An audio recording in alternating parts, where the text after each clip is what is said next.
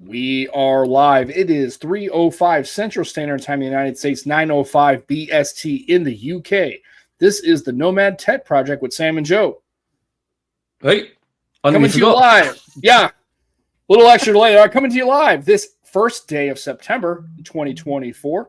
Yep. And if you were watching the stream, good. You understood the assignment and you showed up for the job. If you aren't, you should. And if you are watching the stream, you will see always a great time. We have TK Bay, our Bay, one of our favorite creators, somebody who's been supportive of our channel and of our efforts for many, many years. As you can see, always. I am representing with the swag, as the kids say, the gear, right? Like I need to wear the hat. Absolutely, you need to wear the hat. And see, he's got to wear. It says TK Bay. See, I don't have the old TK Bay logo. Just had the logo, right? It has a little TK Bay. So. Yeah, it says it on the back. So when people pass me up, they see it and they go, "Hey, who's that?" I said, "This is a gentleman who should be known amongst all tech people, and you should know who he is, even if you're just some guy in a Walmart." Tech aficionado is what he calls himself, isn't Absolutely. Yeah, we need to enjoy tech. We need to experience it and see how it can make our lives better. That's the point of tech. If it wasn't helping us, what's the point? Right, exactly. Just spending your money on stuff that doesn't work. So again, TK, thank you so much. We were supposed to have him on last week, but he had something come up, so he was unable to join us. But we have him on today, and I can't tell you how excited we are. I've been actually looking forward to the show all week, and hadn't seen it in a while since your event at SoFi. That was the last time you were on the show. I know. It's been a minute. Which again, it was awesome because you had an event going on. You still decided to pop into our show for the little time you have, and we still cannot tell you how much that really was awesome for us. We know you got a lot going on, and so the fact that you didn't ditch us for the event and still able to enjoy it with everybody else, but still appear was fantastic. We really felt like we was there. That's the whole point. Yeah, I was trying to get you to come with me, and in a small way, we were able to get it through, and it was a good experience. I'll say this: I was happy that the internet connection was strong enough that we were able to do it right, because as you can imagine, with the stadium, with everybody there, it was still we caught it right before the stadium was filling up, so there was people coming in. And that's what I was worried, because cell towers are going to get really taxed, and I was trying to get on the whatever the little areas that we were in, there's Wi-Fi, and luckily we were able to get a good signal, so it was good. It was fantastic. I still was more I guess kind of shocked that was really, I think, was that your first ever time inside of a American football stadium? It was. I've watched football for the longest time. It was never. It just I've never had the I guess friendship or enough people around me that liked to go to stadiums to watch the games live. So when TCL got us invited that time, and we were obviously we went into their booth, we were in there, we were just experiencing a very different, private, super. I don't know how to explain, like an experience. Had I gone to this to SoFi, I don't think I would have had the same experience. So it was to the next level. So they've set the bar very high for me. Right. And and then we had like a pregame sit down. We had a little meal. They did a tour for the facility because they're partnering with the NFL.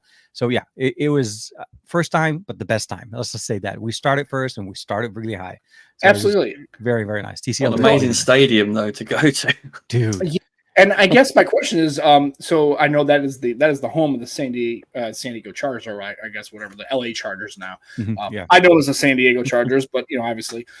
So is that a team you follow? Do you even have a American football team you follow, or is that just you have the Rams now, which are the LA, then St. Louis, then the LA Rams again. So obviously, it's oddly enough not a major league football follower now. I'm actually more following the my son's high school football team, because my son started high school 14. He's getting into high school now. It's just like crazy stuff. The fact that he's getting A, older, but B, also into high school. But he chose to go into marching band, which, as you can imagine, basically are lockstep with the football team on every single game they go. So we've been very much into more high school football, getting into that, and that's been we're ramping up now for this season, trying to finish it up for the rest of the year. But as far as Major League Football, for me, honestly, I'm always all over the place. It's hard for me to even be we're talking now, and in literally less than 48 hours, I'm going to be on a plane going to Germany to cover an event. I'll be back in Germany again by the end of the month for another event. Like, it's just back to back to back. We had a little break in September, or like in August kind of a thing. So, although no, not technically, we had the Pixel event. That was, I was going to say. I was like, I didn't have a break. No, it was just short trip, but I did. Thanks, Google. Right, exactly. And so obviously your trip here in a couple of days will be for IFA. And so, so I guess my question is, how long have you been going to the event? And then, have you noticed? Obviously, during the pandemic, it was a little bit of a different situation. Oh, yeah. So, what I guess, other than just the reason why everybody goes, is there a specific reason? Like, talk about your engagement with IFA, how you got started with it, and you keep going all the time, and it's obviously in Europe, so it's in Germany. So, how did that? IFA as an event is a very different event than the other typicals that we experience, right? So we have CES, that's basically in Vegas. That's the one that basically starts us off in the year. Then you have Mobile World Congress, which usually goes in Barcelona, and that also focuses mostly on mobile. IFA as a convention is typically focused on consumer electronics, so it's kind of like an extended part of what CES does without the very heavy focus on mobile. But as the years have been going by, we've seen more and more presence from mobile companies. An example would be Honor. Huawei definitely still goes to the event. And then we also have a big presence from TCL. Same guys that we were talking about. One of the reasons I was at SoFi was because of the TCL mobile side. And so as years been going through, that's been my involvement. And oddly enough, the last few years, most of the times I've actually attended IFA, I've always been with Honor. So Honor's been gracious enough to invite me. I started it back when I was with XDA, and although I may not go every year to IFA, MWC I cover typically every year. This is actually my fourth time being there, so it's exciting to go back to Berlin. Hopefully the weather's better than what we have here in LA, which we're like at 100 something. So I'm looking forward to that. Right. And honestly, Honor's been teasing us so much with the Honor V3. I want to get my hands on that phone. I want to be able I've had hands on, TK. Yes, you know what I mean? Like, I want to check out. I want to see some of the new tech that they're going to offer. I've had hands-on with it. Oh, you had? Oh, I'm sorry. Yeah. Okay. Go ahead. Yeah, it's beautiful. It is so thin, thin. But does it have that engraving? Did you, by any chance, notice was that engraving real? Is that a real thing? No, it's not. No. I did look. I really that would have been funny. That would have been funny. I would have been awesome if they could pull that. That would have been. That would have been like, oh yeah, by the way, thank you, Samsung. Like, what? No. Yeah. Do you know? Because the rep let me have a hands-on with it. She got a piece of paper, right? Closed it on it and dangled the phone from the paper. The clip is that strong. Oh crap. Okay. Yeah. Okay. Yeah. Really impressive. But it also showed how thin it was as well next to the paper. It was like, oh wow. I got the new the Z Fold 6, and although it didn't really lose a lot of thickness, I always appreciated the fact that it was lighter and it was, there was some improvements there. But what I've seen online with some of the content in there, I mean, other than the AI stuff, because I've seen a lot of demos on their AI stuff, it's the fact that it's supposed to be thinner than that. It's crazy. I saw the V2 last year, and even then it was thinner. This is where last year's version was thin. This is thinner than last year's. So it's to put it in perspective, when it's folded, it's thinner than an S24 Ultra. I mean, that's mad, isn't it? That is crazy. I'm laughing because that's my S24 Ultra. So apparently, this is my one here. The new Century. Apparently, it's going to be 30 degrees, assuming Celsius in hopefully in Berlin. And it's looking swish. I don't know what that means. That must be British for cool, good, great. So it's a good thing. It's a good thing. Well, I mean, 30 is what? 30 is that 9? It's not 90. Is like it 78? Maybe mid 80s. Good. Okay. It's warm. Yeah, it's nice. I know 22 is like decent. It's like cool. Yeah. It's not too cold or too hot. 18 is cold, but 30, like all I know is when it gets really hot for us here in LA, it can get up to 45 Celsius. So wow. It's warm. Yeah, it was pretty warm here in St. Louis early in the week. It was like, I mean, it was close to 100. The weather's, we've been going through crazy stuff, and we're not done with it. I mean, I think we get a lot of that through September. So September, even though we're still very hot. Like we were looking at the forecast, we're still 100 for most of the month. So I'm like, we got a little break today in St. Louis. It's 85 and it's gonna be like mid 80s most of the week here. So we're okay. We're in the Midwest, which is nice, but we still have a humidity problem because Midwest. But hey, it's okay. And yes, I agree. Now Honor has amazing hardware. So I guess how do you feel about the Honor Huawei? Because clearly, I think a lot of people with the Huawei situation, they kind of blamed, frankly, we don't like Huawei, right? They thought it was that, and then they thought when another administration would come in that Huawei ban would would be undone or something like that. And it was actually quite opposite. Actually, surprisingly, it seemed like the Biden administration really kind of like leaned into not only are we not doing it, we're definitely not changing course, right? And I don't think. No, I mean, they were even talking about trying to ban DJI even out of the market. It was like the whole concept. No, I get it. The original conversation that went around Huawei is obviously still present. That's why one of the reasons why we don't have Huawei devices. I mean, they were in it was right at the time where they were going into the US market. That's when actually it all changed. Right. I was actually supposed to upgrade to a Huawei device because that was the first time that AT&T was going to carry a Huawei after the 6P, right? It was going to be like it was like right on the cusp of like getting one. I was so excited. I was like, finally, and then boom! It just it all went sideways. So Honor and Huawei have had obviously a very, very strong relationship in the past. We knew obviously how Honor started as a more of an e-commerce version of Huawei devices, where Huawei kind of cornered the premium market. They had affordable devices, but Honor kind of just took that whole, we copy all your stuff, we take some of your hardware, but we sell it for cheaper. And because we're online, we don't really have to worry too much about, cost was always kind of it was always intended to be kind of like how Realme is to what we get now from Oppo. I'd say Realme, Redmi, that type of so brand. Those are the more budget friendly, but still unique and nice, really good features in there. But as time went on, obviously they've gone on their own, they've separated from them. And I'll be honest, there's still a lot of heritage that you could see in Honor's present.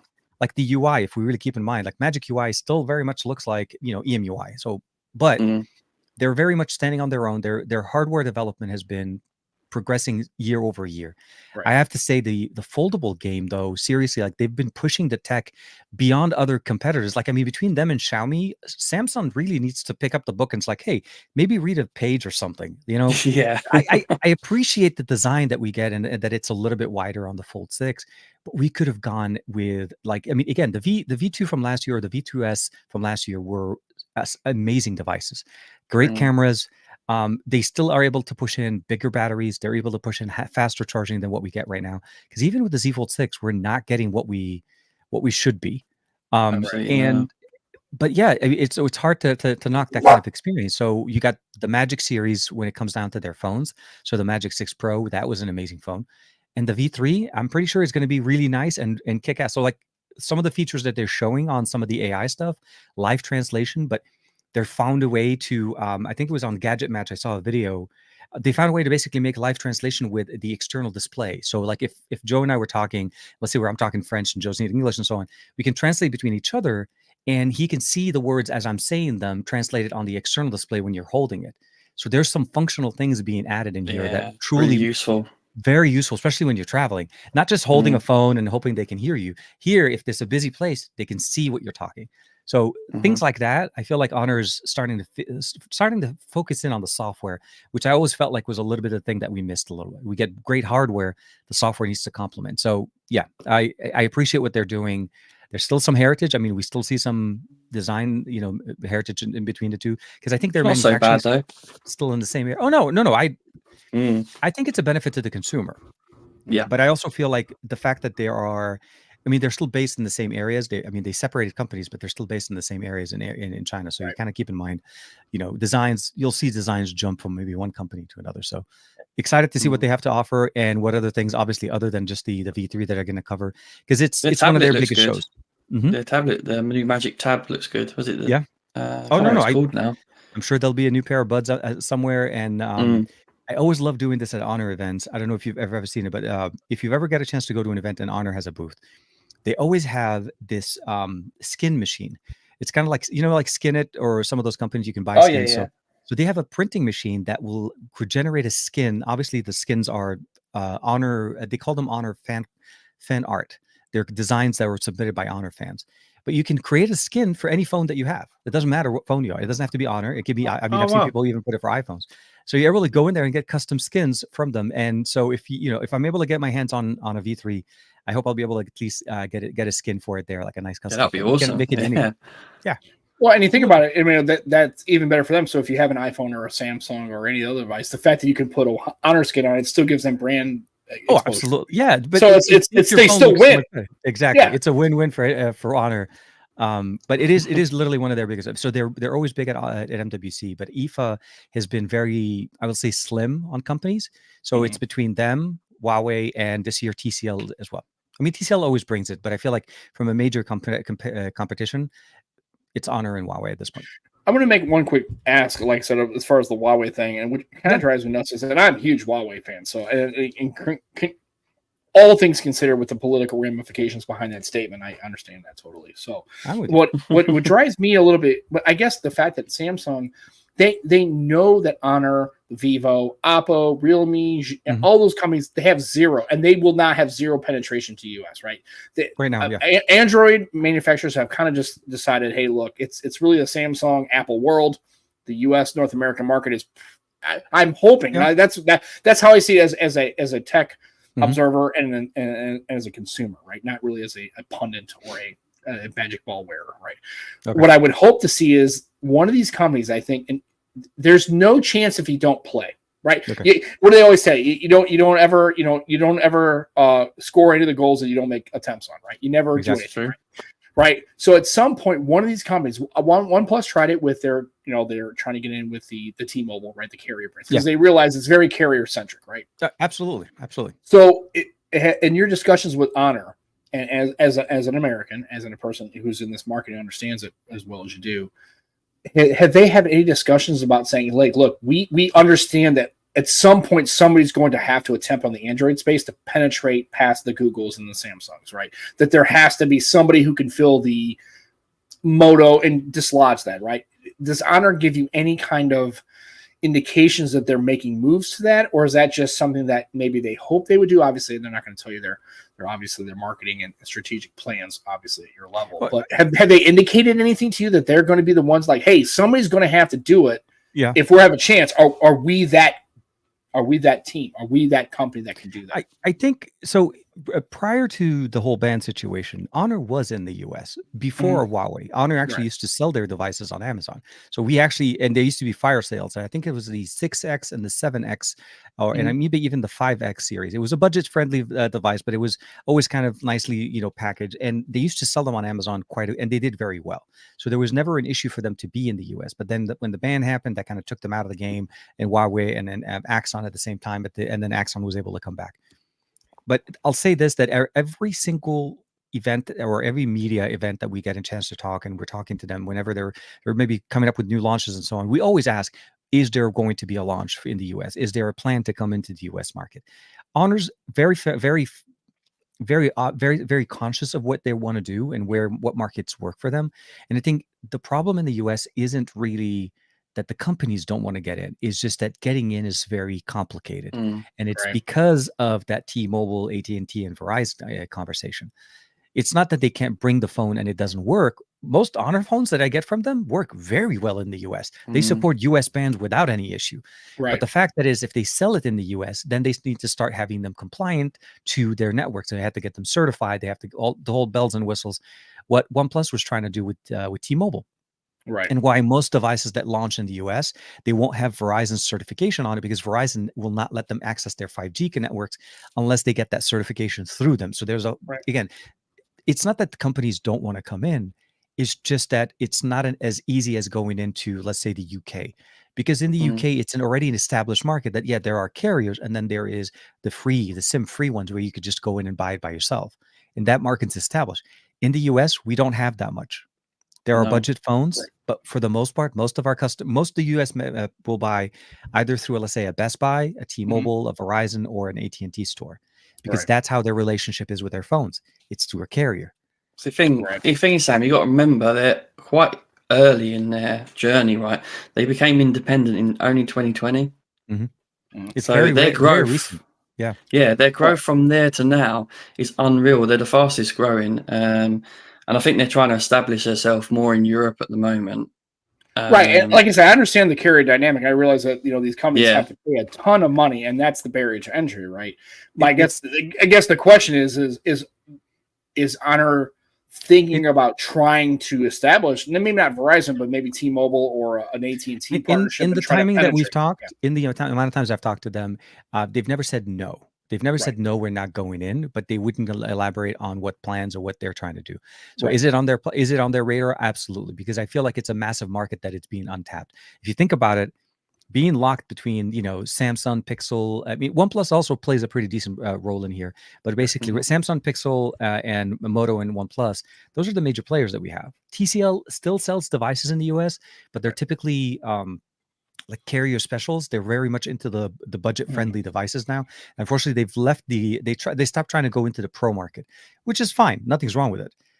But to go into a market like that, I think Xiaomi, Oppo, Vivo, or even Honor, would love to be able to open up a market like that. But it's how do they get in front of people's faces? Because you can put a device online, you can put it somewhere, but if nobody's talking about it, nobody's driving direction into it, and it's not just obviously we can do the job, we can try to do as best as we can to let people know that these devices are here. But it's, when you go into a Best Buy, are you going to pick up a phone that you've never heard of, or a phone that everybody says, well, Samsung's good, so we should be able to pick up a Samsung. Like if it's not an Apple, it's a Samsung, or now Pixel is becoming more popular, those type of conversations. So I hope that they do. They've never said they don't want to. I think even with other companies, so it's not just purely to Honor.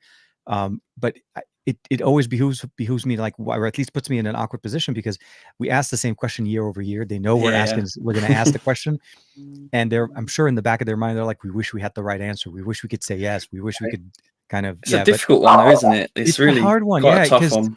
It's a massive investment on their side. Because remember, our market is almost as equal as the entirety of Europe if you think about just the land size. Yeah. Right, because I think a lot of people consider the U.S. like a small. I mean, no, it literally takes us 5 hours to go from one side to the other. Yeah, exactly. Yeah, but when the physical size of the United States, the fact that like 40 UKs would fit in the United States, it's a massive market. It's a gamble, right? I feel like to be successful, there's got to be a little bit of luck involved, even. It's like, do you invest in luck?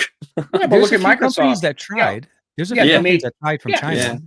And unfortunately, they ran out of money before they were even able to make a first. Like, there's a company called Leeco, and you may have never heard of it, but it's a Chinese brand that pulled in a lot of money from R&D, that pulled in a lot of investors because they were able to hype up the conversation. In China, they were releasing cars, devices, and I've even my first trip to China, not Hong Kong, but like China legit, was with them. While I was with XDA, and they brought in their market into the U.S. They did a launch in San Francisco. They started building offices in Northern California. They're truly building and trying to get in to go into the U.S. market, but they ran out of money before they were able to do any of that. That's how much the spending that it requires to invest in such a big market. So that's what I'm trying to say is, it's not as simple as just saying, oh, we'll list it on Amazon. There's a massive amount of work that has to happen, and whoever decides to do it, it obviously has to be the big guys. Obviously, I don't think Redmi is going to try, but I feel like Oppo, what I mean is the bigger labels of the devices, because Redmi is part of. Think about for Honor as well, where they're associated with Huawei, even though they're independent now. Yeah, and with Huawei being banned, that's going to make it a stumbling block as well for them. I feel it's a little bit harder. Yeah. Well, and you also have to understand, because of that connection is the political hurdles that they have to kind of navigate. And I would say they're probably in a different space, but it feels to me as an observer that Huawei has not only decided to kind of get out, they're not trying to get past the ban anymore. I think at first they were trying to get past the ban. They were trying to and now I think Huawei's kind of like fight it. Well, yeah, but I think now Huawei has kind of course corrected, and I think it's become, unfortunately, it feels to me like, this is just an opinion, that Huawei's kind of giving the big FU to the United States government. Like, okay, well, fine. If you guys think that we're doing something we're not doing, and if now it becomes a matter of national, because Huawei is now so popular in China, and now it's probably the people at the top end were like, you know what, fine, U.S. kick sand, we can make a viable product and viable OS in Harmony, Hongmen. We can do that, and almost to spite the U.S. ban, right? It's like we were hurt by it. We want to get into it. Now it's like, now we're going to compete against you, and we think we can do it. And the Chinese government is definitely on board with that. And I think in the UK and Europe, that sentiment isn't the same. They don't have the animosity because, as we can tell over the last 6 years, U.S.-China relations are probably at their lowest collectively than they probably have ever been. And unless there's a course correction with either one or the other, it's going to continue to kind of get worse, right? So I think that's a little bit more of it. And unfortunately, that's the way we live, right? Unfortunately, these products are made in companies, in countries that maybe have an issue with the United States government or EU law or whatever. So it gets right. So it might get a little trickier. The same argument could be made with the fact that iPhones are made in China. I'm like, right. I mean, the reality is, I feel like the location is one thing, but it's also the company and where it's based and all of the politics behind it obviously plays a big factor into it. And I'm not trying to belittle that. I think the biggest challenge that I feel like right now where for Huawei, it isn't, as you said, no longer the US, but they've actually never stopped being popular in China because that's their home turf in many areas. And over the last few years, they've actually been pushing quite heavily in Europe and the Middle East. So you go in there, they're still very present. They are in Germany. I'll say this. Last time I was in Germany last year, I remember my buddy Michel from XDA, and now he does his own things. On Android Faithful, he actually went to a Huawei store. There's still Huawei stores in Europe. Yeah, that's crazy. They are not gone. They're finished there. Few in London. Yeah, but that's what I'm saying. It's like, so you're right. The presence in the US it wasn't meant to be. It was stopped before it became a big thing. Because I feel like they would have made a big wave. They had the resources. They had the infrastructure to. They've got the resources. and they got in with AT&T. Right. I mean, like I said, I think it was literally like, I think 3 weeks prior to the actual launch of that. I want to say it's the Mate 20, but I can't swear to it. But I was like ready to pull the trigger. I mean, and here's the thing, and make that statement not as an anti-Huawei person. If anything, I'm probably one of the few Americans that you're probably going to run around that actually really I'd rock a Huawei device all day long, and I don't really care what the political or like social fallout would be, right? Because I think they make really fantastic phones, and I don't think they're necessary unless they can prove that the U.S. government can prove it, which they're not going to. I'm not in that game. Like I said, it's a really interesting dynamic, which stinks because there's people like me who would really love to use an Honor or Huawei device, even without Google services. I was still willing to use a P30 Pro. Even with, or Mate 30, even with all the workarounds I had to do to get it to work. And I was actually okay with not having to get in that boat, right? Being a little bit leaner and maybe not engaging in GPS, right? So it's an interesting dynamic. I'm curious to see how it's going to play out, but they're definitely, Huawei is still a huge company. And I think the United States maybe wanted to try to basically put a dent in it. And I think if anything, they've kind of like anything, right? The shot across the bow, now Huawei has rallied and it's decided to shift its focus into the European and Middle Eastern market. And I think that they're here to stay. And I think if the U.S. had an intention of trying to dent or subvert or even crush Huawei, I think that's not going to happen. If that was the attempt, they are going to fail miserably at that because it's the only not thing they were to able happen. to do is they just were able to not have a release in the U.S. But they're present. They were strong in Europe to start with. I mean, that's how I first got introduced to them. I was supporting Huawei, and we visited and working with Huawei for many, many years prior, and it was always how strong it was. I mean, they loved being in the European in the European market, the UK for sure. But like I remember even going many times to Honor events in London. Like they covered a lot of it, and then now most of it is obviously Germany, Italy, and they like moving around. But for the most part, I think most Chinese companies, manufacturers, not just Honor and Huawei and so on, they focus very heavily on the European market. And also keep in mind, European markets have higher standards for security than we do. So in many ways, if they're making it there, then it should be easier to come to the US anyways. So it's just from a standard standpoint, it's like, just think it's like it's harder and they're still thriving. So it's good. Yeah, absolutely. Well, yeah, so we have actually unpacked all that political. I mean, we did all that. Let's make it a bit more lightweighted now. Let's let's shift focus. So obviously fun. The Pixels have come out, and obviously this is now a redesign of the Pixel, and we have seen it kick the tires, and people talk about iPhone-esque and all that kind of stuff. People have in their hands. So how are you feeling about the 9s? Say it now. They copied a page from Apple. They definitely have. They're like. But that's like the wrong page to copy. No, I'm just. I don't know. No, I mean, in this what's your feelings, TK? Do you prefer? I personally prefer the design of the 8 Pro. I'm still with the 8 Pro. I like the 8 Pro. I like the fact. Okay, so don't get me wrong. I'm always a curved display kind of guy, but I love the fact that it had a nice balance. It gave you the flat display, but the curved back so you had that feeling of getting that nicer experience in the palm. Here, don't get me wrong. I mean, I have an iPhone 13 Pro Max. It's a work phone, and I tweeted about it just because it was funny. Right when I opened up the box, and I was like, dude, this looks like an iPhone.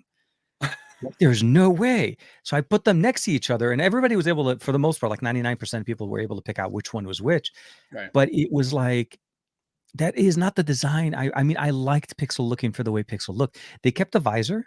Don't get me wrong. Like they redesigned a little bit, and I'm fine with that. But there's no reason to go to that flat surface where it was able to stand on its own. So I'm with Joe on the design. I wish they stayed with the 8 Pro design to the 9 and 9 Pro and 9 Pro XL. But with that being said, the improvements are obviously substantial. We have better software implementation, better integration. I haven't had the ability of basically saying that the battery life is that much better. I feel like it's still on par with the 8 Pro. Camera, like everyone's going mad about it, but I don't find it that much better. It's probably slightly better, but yeah, like ever so slightly. We're still using Samsung modems. We're still using Samsung. I mean, we're still using Tensor. It's not that separation that we went, and it's a generational upgrade over 3. 3 was major. Generation. Yeah, and 4 is not that much different. So if you're an 8 Pro user or you love your 7 Pro, I would probably stick with where you are. If you're coming from the 6 series or earlier, then this is a massive update, and I think you'll enjoy it a lot more because they did a lot more renovation from the 6 to the 7. 6 had a lot of issues with heat, performance. There was that kind of just, there was some. It was the first one that they started using legit tensor, and they weren't really optimized all around. Signal got better with the 7, and the 8 did it very nice. And I feel like, again, from the form factor, I would probably be stuck with the 8 Pro, but the 9 Pro XL is okay, and it may be better naming with the, like, why do we have so many titles in the thing? Right. Yeah, I know.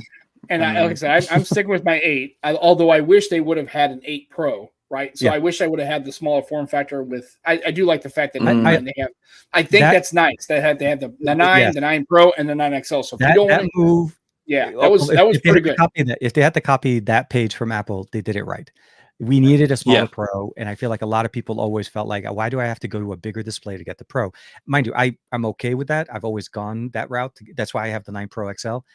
But again, you're missing out an entire market that would have basically either just skipped you entirely because the Apple side has a solution for you, right? They carry over last year's model as the base models, and they basically just update two new, like every year they're releasing just 2 new phones as opposed to just rebranding an older Pro and Pro XL into the smaller size or the larger 2. So I like the approach, but that's another page they did copy, and I'm not that part. I'm appreciative. That's the right page to copy.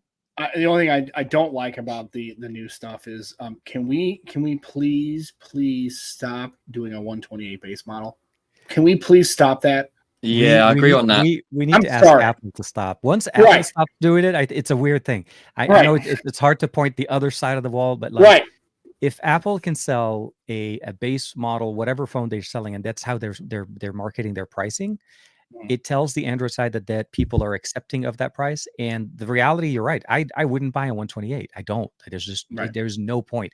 By the time I set it up, install my apps, and configure everything, I already lost half the storage. Like, so I will have to basically keep deleting, and I can't do that when I'm covering an event. I need to have enough storage. And I went with the 256. I didn't go with the 512. And now I'm kicking myself for that because I'm like, I mean, it's not enough storage. It's not. It's especially when you can't expand. Really, that's the problem. It's like, okay, give me a 128 base, but then let me have an SD card. Like, if you let me do that, something to expand or leverage. Yeah.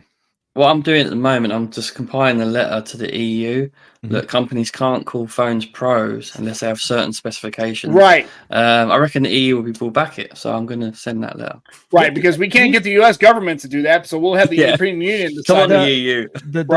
The word pro sadly has been butchered. The pro is really, like, we've had pros on devices they're like $200 or $300, and you throw the pro in there. Don't get me wrong. In contrast, I mean, they have a variant of this device that doesn't have a specific feature, but like the things that are making pro are not really pro features.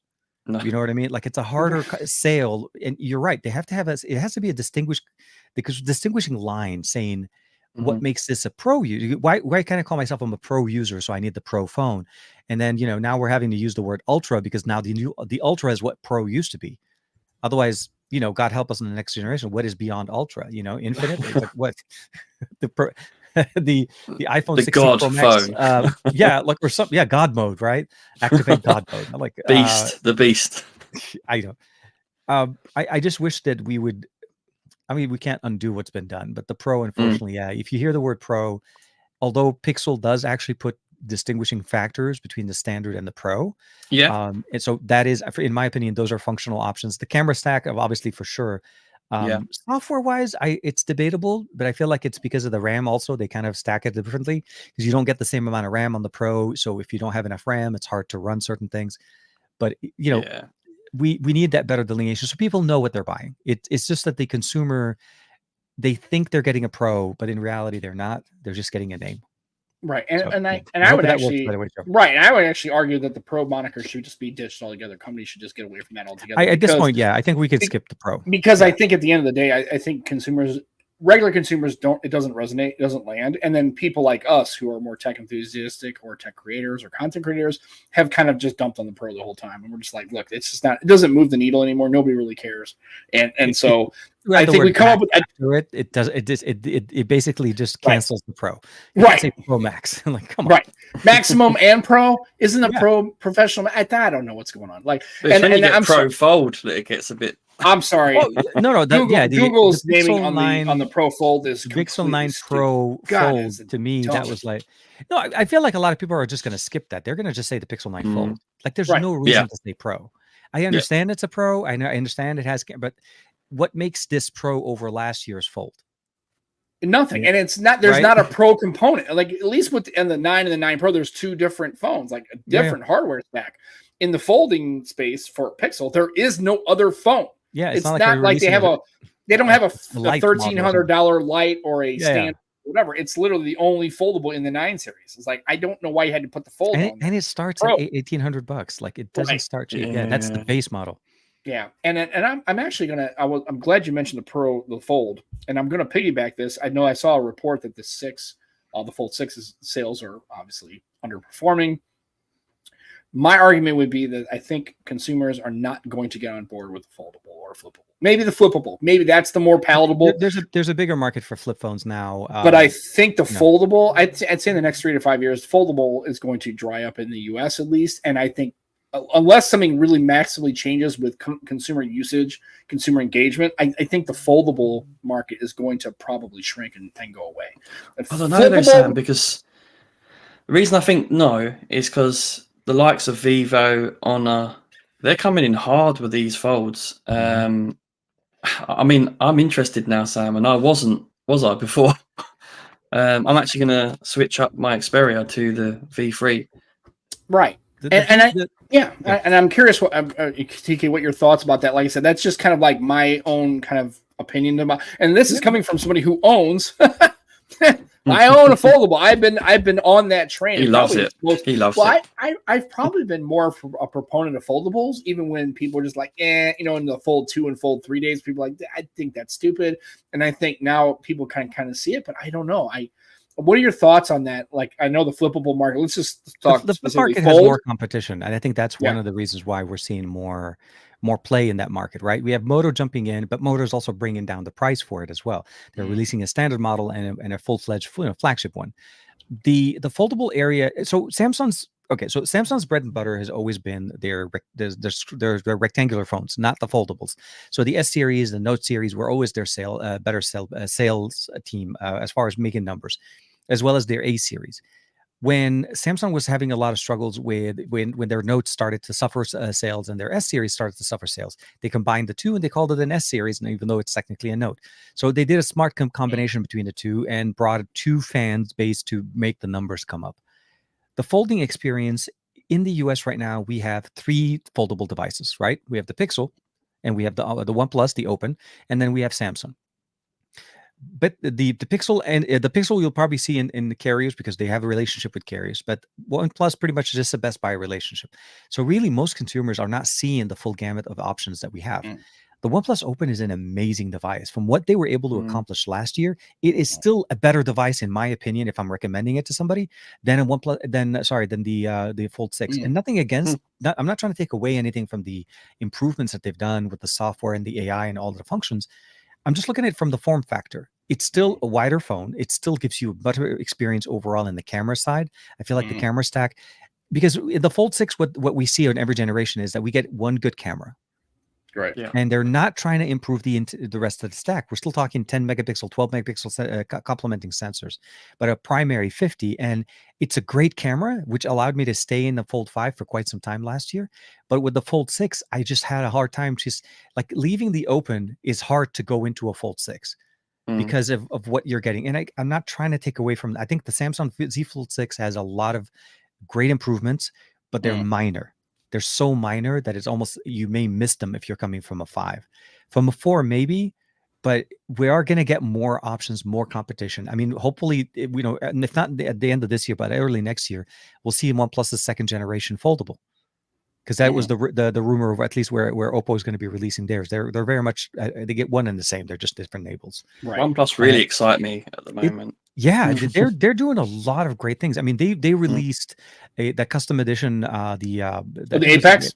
Apex, yeah, that red's Apex nice, edition. man. Yeah, that is a really nice color. Well, then on top of that too, I love the open canvas. I think that's the software implementation that I think that for me, it's not just the hardware. Yeah, because here's the thing, I'm used to using a Duo, so the outside screen to me wasn't a big deal because I was always used to opening up the device and getting into it anyway. So I'm probably the opposite spectrum. I'm that guy I'm the weird guy, right? But the open canvas approach to the multitasking, I really think is a better implementation software-wise than anything Samsung is putting out. And I haven't even used an open, so I can just see it from the description, right? I just think the problem that I always had with these foldables is people aren't really multitasking because that's not what it's pushing you to do. It's pushing you to bigger and larger content creation or content consumption or use. The Duo demanded you multitask. It's the only way it operated. When you had to open on a panel and you open it up and you open up another, it opened up another window on the other display. It forces you, and it's not really designed to span across both because obviously the gap, right? And I think that's the problem I've run into with these foldables is I don't do as much multitasking as I did with my Duo because its default posture is just larger canvas. It's tablet oriented. Duo's ideal was running two things at the same time to be a more productivity focused device, not a running an app on a bigger canvas device. That was the total opposite. And I think I'm never going to get back to that because I don't think a company's going to do a dual screen. It's just not going to happen. So it was a very, I will say, it's a very forward-thinking approach from Microsoft to what they did with the Duo. I mean, I'm really sad to see that they stopped. I mean, that they finally gave us all the updates we wanted on the second generation, and then it was just, that's it. They were done. Well, I mean, that's very sad. I'll say that the sales weren't as high as they expected, but I also understand that I think there's just the developer support. I feel like they weren't getting the love that everybody else. Everybody was focusing, as you said, on that larger tablet canvas. I would say. The reality is, most of us are trying to basically or at least save having to carry a tablet and a phone at the same time. That's why you're carrying a foldable, at least like the Fold or even with the Honor, or even actually the oh my god, that concept that we saw from Techno, or the Techno concept, the trifold. Well, no, I mean, and again, it's not the first one. We've seen one from, I want to say Samsung showed one before. I think the Huawei done one as well. And I think Huawei, so it's not like totally far left. Okay, but now that Sam is gone, we need to talk shit about Sam as much as possible. Because I love doing that. Yeah, pretty much. So all the action items from the meetings are now Sam's. So Sam's going to take all of the action items. Yeah, pretty much. Agreed. We're set. Yeah. So that's how we do it. No, I think you're right. You need to be going into it with that mindset of multitasking, wanting to run multiple apps, pop-up apps, or even just doing the split. And you're getting a different flavors of multitasking. I think OnePlus does an interesting approach to running 3 apps at the same time, because you're running 3 full apps, not just resized apps. So you're able to jump and move them around. I like the way the shelf implementation is done to be able to hide things or share things into a shelf and bring them back. So it really pushes that multitasking approach to it. Right. But it's also the UI was a lot faster. I mean, we're talking about Oxygen OS, which is by far faster than than One UI. Right. And One UI over time, regardless, it's just, they like to put so many bells and whistles, but to get the full benefit of One UI, you have to download. You have to download like GoodLock to even get some custom options that you didn't even know were options, and then you would know that like there's a lot of hoops you have to jump through. Yeah. It's a hard thing to say that if the demand for foldables will go away. I think there still is a demand for them, but they're not as popular, and I don't think we're getting to the market where to the point where Samsung's going to be like, well, this is outselling our Notes or our S series. It's hard. Again, you got to please everybody. This is very niche, very specific. The buyers of the Fold that come back and buy it over time, with the exception of us, because we're the pre-orders, right? We're the people who put in the pre-orders. Right. Let's be honest with each other. It's hard. Yeah, it takes time, and it doesn't recoup as high as they hope. So unfortunately, they always fall short of the expectations, but it's still I think there's still a demand for them. I don't think it's going to go away. And internationally, as we were talking with Joe, European market, Middle East area, Asia, there is a lot more foldables in Asia. In my trips to Asia, I've seen way more people have foldables walking around than I've seen in the past. And so the numbers are going up, maybe not in the US, but they're going up. Yeah, like my store's going to be having the Honor, Pixel, and Samsung. Three different foldable choices. It's pretty impressive. Interesting is that the Pro Fold, the Pixel, is not available at AT&T. They're not offering it. I have not seen it on their website. That's a miss for me. Yeah, I think it's a lot more expensive. Yeah, it's a lot more expensive than, because again, you got to remember, if AT&T has to carry those hardware, they're buying them and they're carrying that stock and that money on their shelves. If they don't see the demand, it's hard for them to justify the sale for it. Oh yeah. And I feel like from a reference point, I would rather buy it from Google anyways if I'm going to buy a Fold, just so then if something does go awry or whatever, repair, stuff like that, you don't want to have to go through hoops. That was one of the things I think a lot of challenges were happening when T-Mobile and OnePlus were working together. I think overall is that T-Mobile had to be the middle person to work with if there was any concerns with the device that you're using on their service. So if something is wrong and you send it in for a repair, T-Mobile doesn't fix phones, right? So it ends up going back to OnePlus. So there has to be that relationship, and I don't know if they want to do it at $1,800. Sorry. Yeah, no, it's a tough. And I think what happens.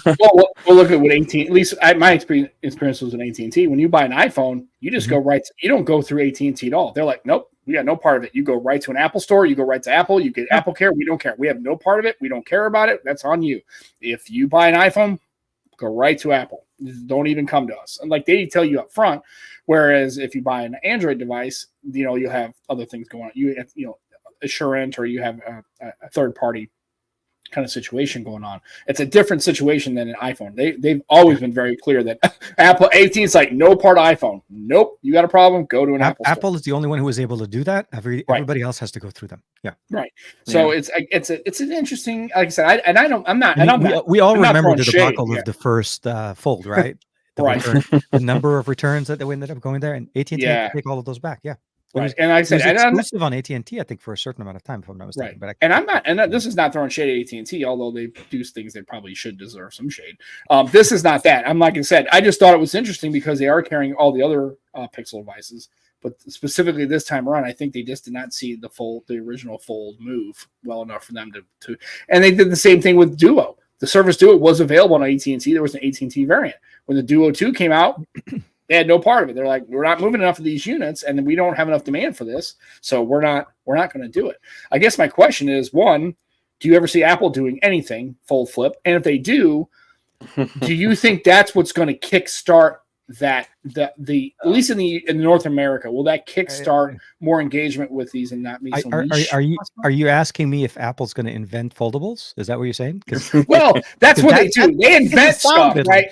They don't really like that's what you were asking me, because I feel like Apple hasn't invented it yet, therefore it does not exist. Right. Like I said, my thing has always been Apple's always, when it comes to technology, they are the good housekeeping seal of approval. If that becomes a thing, absolutely, it legitimizes that to at least American consumers. Right? We are all waiting for a yes. I mean, we have 6 generations of foldables from Samsung, and Apple still hasn't jumped in. And the reality is that if that tells you that Apple's not ready to deal with folding display. Not to say that the folding technology is not good. We've had mass amount of improvements over the years, and Samsung displays are one of the more beautiful, well-built, representation of what a good display can be on a foldable smartphone. The issue, again, it goes into repair. Like you get a dead pixel, you get a damaged back, LCD or something, not LCD, but like an OLED panel. that is an expensive repair. That is a like hundreds and hundreds of dollars of repair. And sometimes, and most of the time, it has to go back to the manufacturer. It cannot be done by a retail. It's not like replacing a battery. And even Asurion wouldn't be able to cover that, because that whatever deductible they put on you, yeah, it's still going to be a loss for them. Especially to try, they don't do, and by the way, I don't think there's many refurbished phones that are foldables. Yeah, there's not many. I think it's zero. Hard. Yeah, no. And would you want a refurbished foldable? No. Like, you know, I'd be skeptical. I mean, yeah, that would be the first thing. Like you're Sharks in our chat, and Sharks like that's his main issue. And price, not so much. Obviously, the price is high, but Shark has always been. It's the durability. It's can you have this phone for 3 to 5 years, and if you do have a failure, like what does that look like, right? And I think I've had a folding device break on me, and it was due my fault. I'm not gonna say the phone failed. It was my fault, absolutely. But I can tell you that once they broke, I had no recourse. It wasn't worth it for me to be able to pay the premium to get it repaired. This was the weird part about it. It was so expensive. It felt like by the time the value of the phone that I had, the residual value that was there, it was hard for me to justify paying that much money into it than just maybe buying another one. And at that point, you're making wasted tech. So I get it. Smart. I mean, you can find like probably in every strip mall or something in the US, an Android or a smartphone repair shop, because rectangles and regular shops are easier to fix. You're able to source the parts. It's not impossible. Folding is, because of the way the infrastructure is, it also limits on where Google's able to sell it. And if Apple jumps into it, that's going to add a lot of resources in the background to be able to handle this, regardless of where it is, either at stores, at their factories in different places. So if Apple jumps in to answer the question, not to kind of leave it, we'll taking all of that out of the conversation, like the repairability and stuff, the interest is going to spike. By definition, it will be. I mean, VR headsets, regardless of what the Vision Pro is doing, everybody's thinking about VR headsets. I mean, let's say this, it made Meta make a better product out of the Quest 3 than they intended to. The Quest 3 is a better product because of the Vision Pro, because Zuckerberg wanted to prove that his product was better. Therefore, they gave it more features that we probably weren't going to get. That's a great thing, right? And that's your Samsung argument to everybody else, right? Yeah, it's the fact that if these companies could make a dent, Samsung would have to improve just to just basically keep them at bay, right? And that's fine. As far as I'm concerned, you need that in the market, and I think that's been our argument all the time. I don't think any of us on this panel would ever say, if you have lack of a competition, you have lack of innovation, lack of that push. No. You need that, because companies just don't have it on their own, just because of profit margins and boards to do it on their own. They need an external force to do a big part of why Samsung's marketing approach for the last few years has been coasting. They don't feel like they're getting the nudges from other manufacturers, because for the most part, people see them as the de facto Android, which in some areas I understand it's a recognizable name, but there are so many more options, so many better. Just not only like from a price point, from a feature set, just design, colorways, just overall, again, like it's not seriously, it's not a two-party system. There's way more parties than this. And we need better approach, and maybe more of a European approach to it here, and hopefully at some point we will. But unless T-Mobile, AT&T, and Verizon can unlock that, because think about it, even our smaller MVMOs that resell service, they're reselling the big carrier services. They're not reselling. They're not really their own company. Right. Really stuck between three. Right. And I think until that's disrupted, I don't think you can really get marketable change in the U.S. So I agree. And so I guess the other question is, TK, so let's go more into like what's going on with your channel. All your other what's been going on with TK since the last time? Obviously, you're still doing the show with Juan, which is something that I listen to every like clockwork. Like I don't listen to it live because it's like 11 darn near 11 o'clock local time, and I'm an old guy. I'm in bed because I'm lame. But I definitely catch it on the redo. But I mean, what's been going on in TK, the content creator, your channels, your adventures, and is there anything new or something you want to change? I mean, what's been going on with you as far as your content? Since we last talked, I think I'm still very much, I mean, obviously the main channel, the TK Babe side of the house has basically been very focused there. One of the only things I did end up having to do is I kind of stopped producing as much on the Arabic side. I had the second channel that I was producing on. Right. And unfortunately, I just could not, I'll say the workload was just not it was not as fruitful as I was hoping it would be. Let's just say that, because the amount of work putting in is not coming back with the amount of reciprocal effort, compensation for it, and it's harder. It just, ad performance outside of the U.S., especially in the Middle East and areas like that, it's very low. So it was I had to focus on what works, and the channel itself so far has been doing good. Knock on wood, I think. And the focus that's going on in the future is just to keep doing what we have right now, try to expand. This year and last year has been covered and basically just plastered with amount of like events and travel and stuff. So we are definitely out of the pandemic, but we're like pre-pandemic level busyness, right? And just trying to keep up. Really, the reality is I want to keep up. That's the hard time. Like right now, we're talking today on Sunday. Right. I have 5 videos I need to shoot before I leave on Tuesday. So between today, I mean, and most of it, I've done a lot of the background work for that, like a lot of the B-roll stuff. But yeah, like literally like about 5 videos, and that's 5 that I'm able to post within the next, couple of weeks or so, as opposed to basically where it's some of the other stuff that I have that are still kind of, embargoed to a little bit later on. So it's just doubling down, doing the work that we've done, and try to collaborate a lot more with Juan. I was talking to him on Friday. I'm like, dude, we got to bring back the phone challenge. We got to find a little bit more of that challenging thing that we used to do before. Like just to, the podcast is one part. You swap a device. I love that. Yeah. That's something he enjoys and something I enjoy. And we used to do that with like foldables, and I think it was Samsung, the first one we did. Yeah. Or even that it was the Fold and the Duo, wasn't it? It was. Yeah, exactly. Yeah. I got the Duo for the first time, and he got the Fold on that. Yeah. So I want to bring some of that back. So that'll be part of my focus on there. And hopefully also I want to be able to do some more travel with Juan. I want us to get back on. Like we went to the Google event. I think prior to that, honestly, that was the OnePlus event in New York, if I'm not mistaken. Right. Oh, no, take that back. Prior to that was the Snapdragon, the Qualcomm event in San Diego. But then again, as far as actually travel, because San Diego to us is a drive. I was gonna say you can get it's fairly local, not terrible. Yeah, like a 2 to 3 hour drive. To me, it's like a drive. I know it sounds like a lot, but it's actually for us in LA, it's reason. I mean, for anybody in Europe, 3 hours is nothing. That's from St. Louis to Kansas City is 4 hours, and for Americans, I'm like, yeah, no problem. People in the UK are like, what? Like that place is an hour away. That's like that's holiday, right? No, not really. Yeah, we conceptualize it different in the US than people. So yeah, no. So again, but like focusing on some things like that, doing more events and getting. Because I really like the guy. This is really what it is, and I love hanging out with him in real life as much as possible, because we don't really get to do much. He's about 45 minutes away from me, and I see him literally once every 6 months.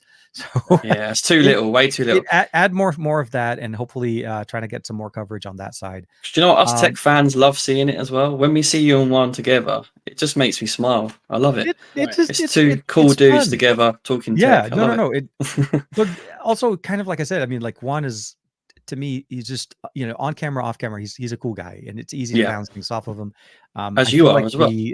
Thank you. No, but that's what I'm saying. It's like there's a saying. One thing I appreciate always about hanging out with a lot of creatives and a lot of like when you're working in a tech enthusiast mindset, is that it helps boost your creativity on its own just by being around that person.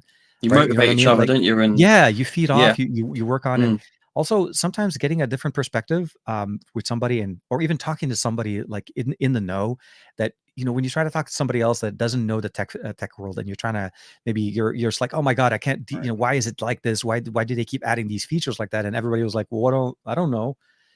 You're getting somebody that is able to relate to you and can reciprocate that. So it is a lot of fun. So I want to that's my thing. I want to focus on more of that, bring back the fun part, and kind of hopefully it'll boost up as well on the best of our week stuff, going on. I don't know if we're going to have one next week because I'm traveling again. Yeah, you're pretty busy. I keep messing up the schedule. Last few months has been, where is TK in this conversation?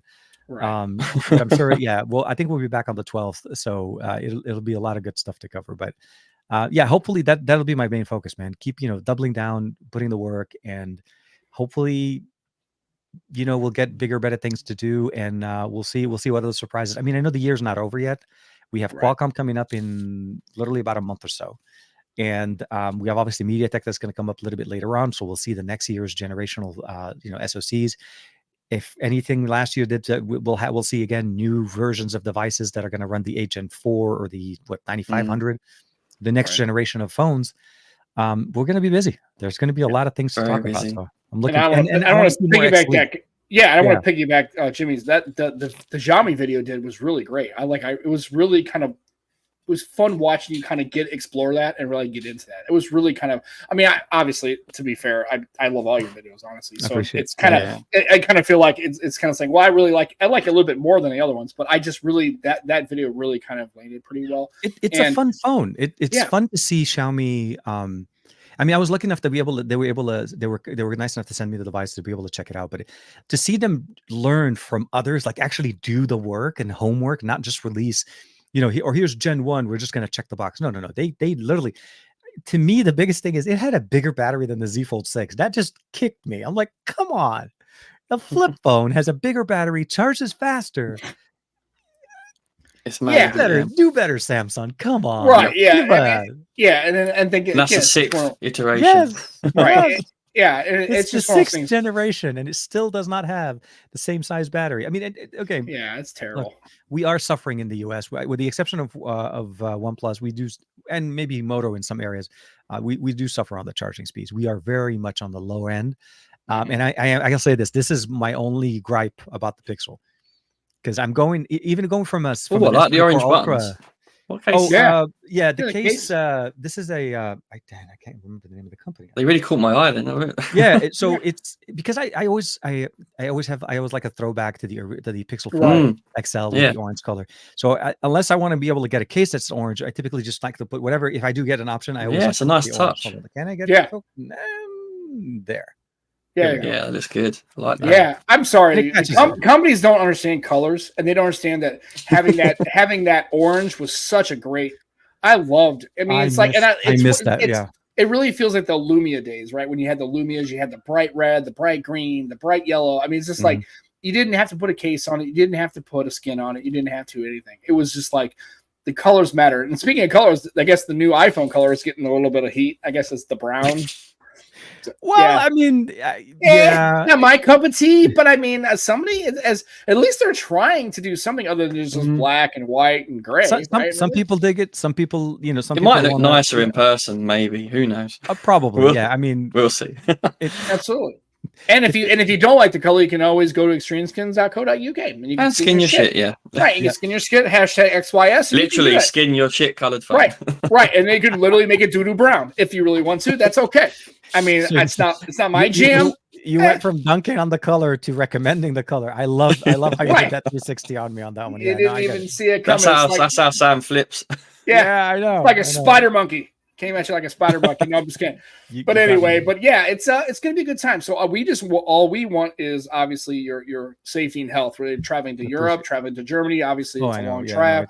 You got a lot of work going on, and we really appreciate the fact that you're doing all this work, and the fact that we as enthusiasts, but also as fans of you and Juan and all these creators, get to enjoy watching the fruits of your labor. And so we realize that nothing's forever, right? We have you for a little bit of time and things change in life, but we appreciate the fact that all the effort and the work and the fact that you're not shying away from the fact, that the workload is now getting back to the way it used to be.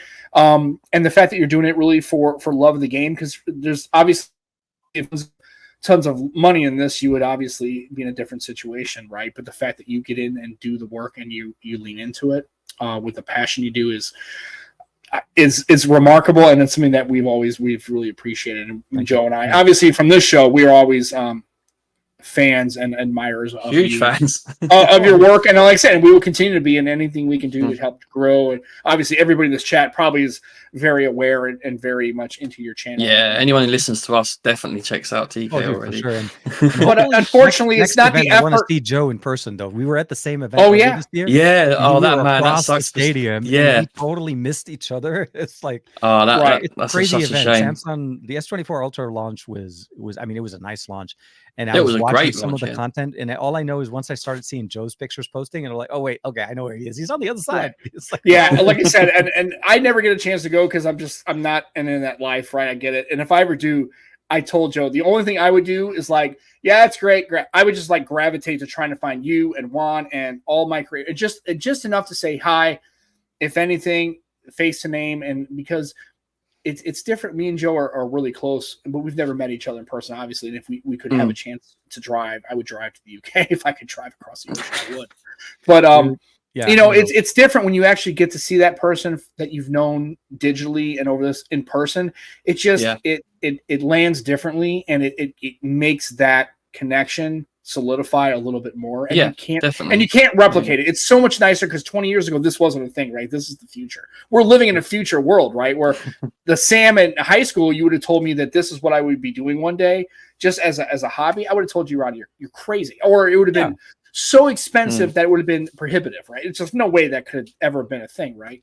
The fact that we can do that is great. And so we always know that your time is valuable. We appreciate you spending any time with us, and obviously you have fans for life, and Joe and I. Sam, can I just put TK on the spot for a quick moment? Yeah. Obviously, we're 9 months now into the year. I want to know your favorite phone, favorite tablet, favorite watch, and favorite buds. Okay, so just a little thing to ask. No, if you had to throw everything under the bus, the Vivo X100 Pro, I would say, is my favorite phone. Okay. And primarily because of the cameras and the overall performance. Got the Ultra there. It's a beautiful phone. So for me, I got a case on my Pro, so I just wanted to get a better one. But yeah, so we don't have a lot of accessories for it in the US. It's a global phone, but it's not. It's really hard to get. It's very hard, and the only screen protector I could find was the one that doesn't fully adhere to it. So anyways. So that would be my main phone. Favorite tablet. So that one is a little bit hard. So with the most recent one being the OnePlus Pad 2, I feel like I watched that video right now. I think I'll say that I think that one will be probably my favorite, although it's a little bit of a toss up between that one and the Xiaomi one, the 12.4, the larger one. That one has slightly more of a 16:9 aspect ratio, so I like that form factor and I like the keyboard approach. But I also love what OnePlus is doing. So I think it's a little bit of a toss up, but again, OnePlus has kept knocking it with the HN3, 144 hertz refresh rate pen. I like the new stylus and the keyboard options that they have. So I'll probably say the OnePlus Pad 2. Well, that multitasking goodness as well. Yeah, well, because it carries that over, and also they did a really good. They married the relationship between the OnePlus devices and their tablet to a level where you're sharing internet, you're sharing connectivity, files, and all of it is very seamless. It's just easy to connect, easy to a good ecosystem, really. Yeah, really. Your video sold it to me, TK. It's very. Believe me, I was very excited for it. I was happy to be able to be part of it. Favorite watch right now, it's going to sound like I'm Team OnePlus, but it's going to be the OnePlus Watch 2. Yeah, to me, since the launch with the hybrid approach to it, 4 days of consistent usage, heavy usage. And if the battery drops to 20, like I was during a family trip, I forgot my charger at home. And I was 3 days into the trip and we still had like 8 days to go. And within that, I turned on the extreme battery saver mode, and I had the watch lasted me all the way through the rest of the vacation. Nice. So that to me, that's a selling point on a tech that knows how to do endurance mode. Yeah. So the Watch 2 or the Watch 2R, if you want to save a little bit of money, because it has the same battery, same functionalities. Right. I feel like those would be my favorite watches of this year so far. I'm still going to be a diehard TicWatch fan. And I love the approach to TicWatch and what they're doing. Just right now where I shifted over, I feel like just OnePlus is pushing it to the next level. Also, again, not to any fault to TicWatch, they also are able to integrate, even with the 4-day battery life, the assistant. And I'm hoping TicWatch is able to bring that experience back, and Google's able to allow or work with companies and get those relationships back up and running. So for that, that'll be where that is. Buds. Wow. Okay. That was a tough one. There's been a lot, isn't there? There's been a lot, but the last two that have landed in my studio have been kind of like I fall between them.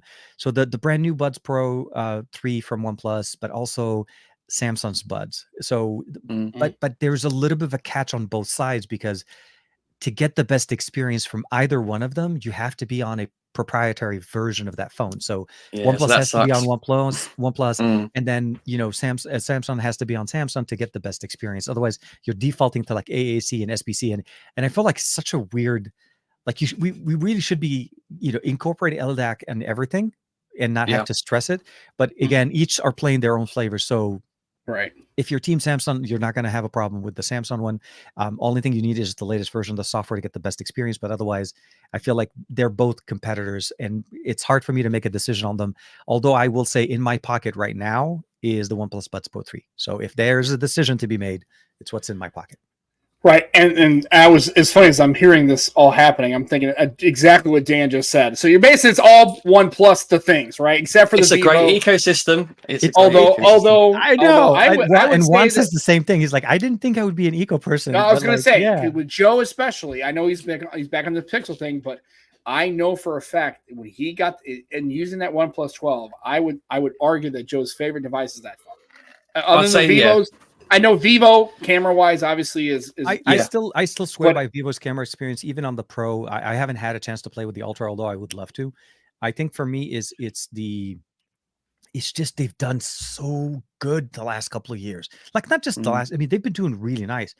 OnePlus has and I really hope OnePlus brings us an Ultra in some way or form at some point. Oh, that would because we're totally missing out, right? Oppo's still, gatekeeping that. We're not seeing any of that coming across the pond. So I want to see that.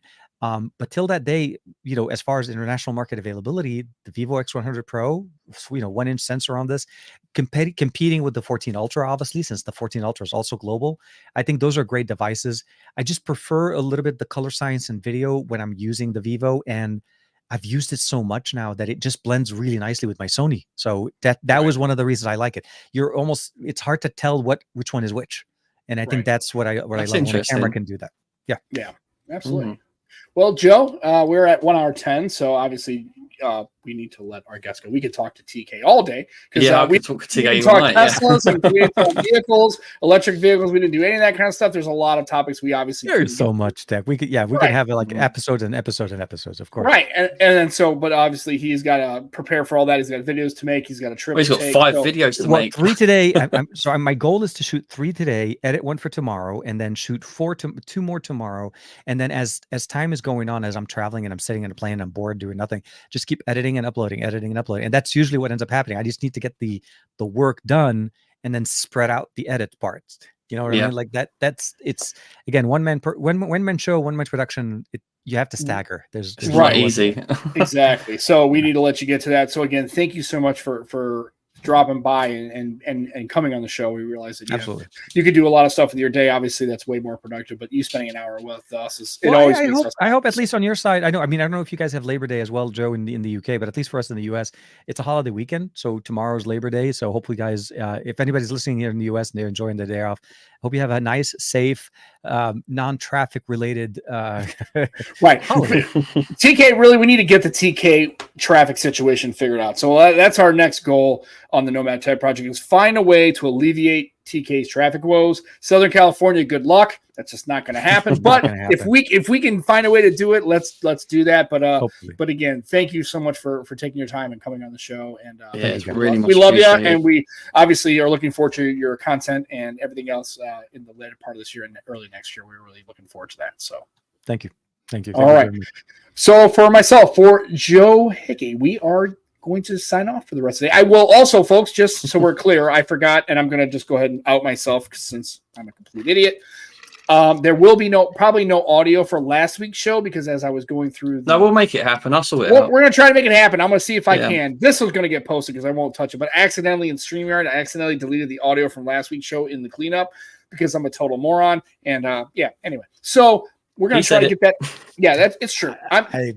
Yeah, it's okay. I as soon as I clicked it, I was like, oh God, I think I just deleted the audio Joe and I recorded. And I did because I'm an idiot. Anyway, so we'll try to get that recovered. I'll see what I can do. But other than that, we'll get this show posted as soon as we can.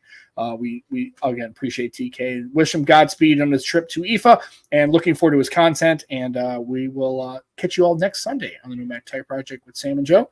And again, like TK said, enjoy your Labor Day if you celebrate. And if not, have a good rest of your week. Take care. Love your tech. Don't be a dick. We love you guys. Again, skin your shit. And we'll catch you all next Sunday. Take care. Bye, everybody. Bye, everybody. Bye-bye.